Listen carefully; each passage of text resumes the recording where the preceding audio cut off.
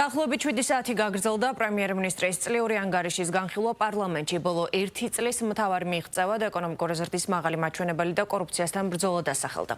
ირაკლი კვაბახიძემ ხელისუფლებაში კორუფცია დაძლეულად გამოაცხადა. ამასთან პრემიერ-მინისტრს საუბარი მოუწია ბრიუსელთან გაუარესებული ურთიერთობის მიზეზებზე, ამერიკასთან შეწყვეტილი სტრატეგიული პარტნიორობის აღდგენის პერსპექტივაზე, ოკუპაციასა და რუსეთთან ურთიერთობაზე. დეპუტატებმა კითხვები დასვეს ბოლო წლების სადაო კანონებსა და რეფორმებზეც.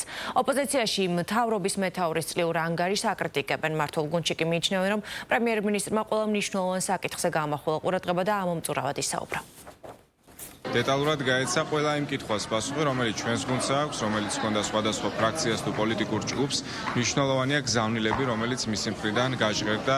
პირველ რიგში ეს შეეხება იმას, რომ ქვეყნის ეკონომიკური განვითარება შეუქცევადად გაგრძელდება. გვაქვს აბსოლუტურად ყველა რესურსი, შესაძლებლობა იმისთვის, რომ საქართველოში სიღარიბე საბოლოოდ დამარცხდეს 2029 წლისთვის. საუბარი შეეხო სამშვიდობო პოლიტიკას და თუ რა პოლიტიკასაც ჩვენ ვატარებთ, ეს ყველაფერი რა თქმა უნდა არ არის მარტივი, თუმცა ჩვენ ამ ყველაფრის მიუხედავად ვინარჩუნებთ მშვიდობა, სტაბილურობას და ეს ასეც გაგრძელდება. იყო საუბარი ეკონომიკურ წინსვლაზე, რომელიც რა თქმა უნდა არის უპრეცედენტო ევროპის მასშტაბით და ასევე მსოფლიო ბანკისა და საერთაშორისო სავალუტო ფონდის პროგნოზზე, რომ ეს მოწინავე პოზიციაზე ყოფნა გაგრძელდება მინიმუმ მომდევნო 5 წლის განმავლობაში და შესაბამისად ის სიღარიბე, რა სიღარიბეს დღეს არსებობს სამწუხაროდ ჩვენ 2029 წლის ბოლოსთვის უკვე გვექნება იმის შესაძლებლობა, რომ სიღარიბე მთლიანად დაუძლიოთ საქართველოში. იყო საუბარი, რა თქმა უნდა, განათლების რეფორმაზე, სპორტში, მიღწევებზე. აბსოლუტურად ყველა მიმართულებით პრემიერის მხრიდან იქნა